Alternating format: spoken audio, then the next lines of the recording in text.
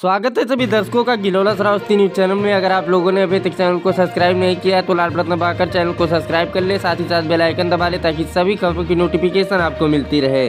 खबर उत्तर प्रदेश के जनपद बलरामपुर के ललिया थाना क्षेत्र अंतर्गत गंगा बाग से भागल के चौका कला गांव से सामने आ रही है, जहां कल राप्ती नदी के किनारे भैंस चरा रहे दो किशोर जिनकी उम्र 12 और 16 वर्ष के करीब थी, पैर फिसलने से नदी में डूब गए। ग्रामीणों के अथक प्रयास के बाद एक किशोर का शव नदी से बरामद हो गया, लेकिन दूसरा किशोर अभी तक राप्ती नदी में लापता है, जिसकी तलाश में गांव के लोग जुटे हैं। यह हादसा कल दोपहर 2 बजे के करीब हुआ था, जब चौका कला गांव का पिंकू पुत्र स्वर्गीय राम निवास व अनिकेत पुत्र स्वर्गीय राम मूरत राप्ती नदी के किनारे भैंस चरा रहे थे।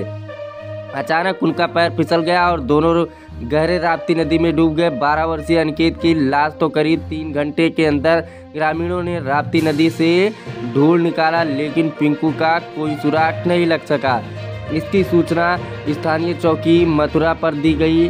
मौके पर पुलिस के लोग भी पहुंचे, इसके साथ साथ क्षेत्रीय लेखपाल भी वहां पहुंचे, लेकिन प्रशासन के द्वारा रेस्क्यू के लिए ना ही किसी नाव की व्यवस्था कराई गई और ना ही कोई गोताखोर मंगाए गए।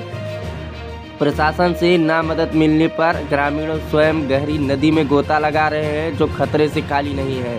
प्रशासन को चाहिए कि रबर बोट की व्यवस्था कराए ताकि दूसरे बालक का शव नदी में ढूंढा जा सके। दोनों ही बालक बहुत गरीब परिवार से ताल्लुकात रखते थे।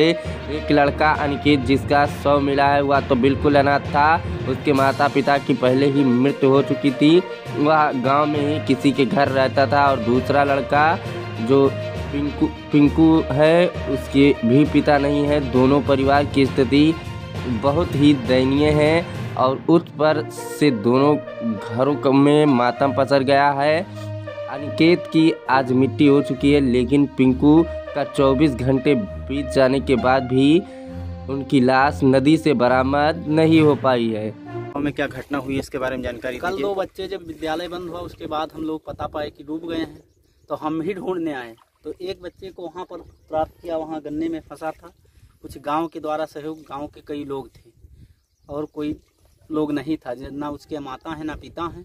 तो एक लड़के की बॉडी कल मिल गई थी? कल मिल गई थी 5:30-6 बजे के बीच। दूसरे की आप लोग खुद ही तलाश कर रहे हैं? हाँ, खुद ही तलाश हम लोग। अब कौन जब आ नहीं रहा है तो कौन तलाश कर रहा है? हम ही लोग तो कर रहे हैं। गाँव कुछ प्रशासन से आप लोगों की मांग है? अब मांग है कि आए। अब गोताखोर कह रहे हैं कि सुबह आएंगे, सुबह अभी सुबह नहीं हुआ। जब से आए 24 घंटे ज्यादा बीत गया? हाँ, 24 घंटे से ज्यादा बीत गया।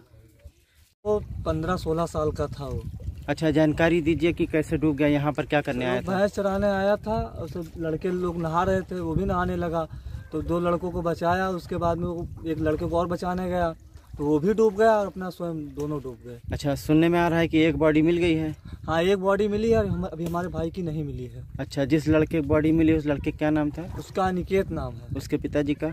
उनके पिताजी का नाम राम मूरत था। तो कल दिन में दोपहर 2 बजे लगभग डूबा है जी।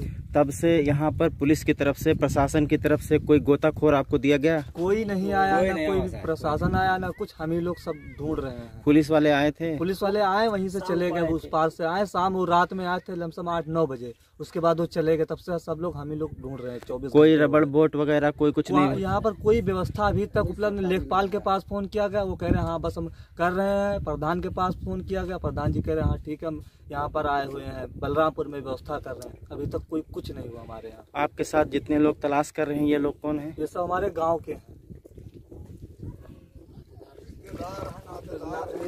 घर के हैं। कुछ लोग नातेदार रिश्तेदार हैं और पिताजी हमारे लगभग 4 साल पहले गुजर गए हैं।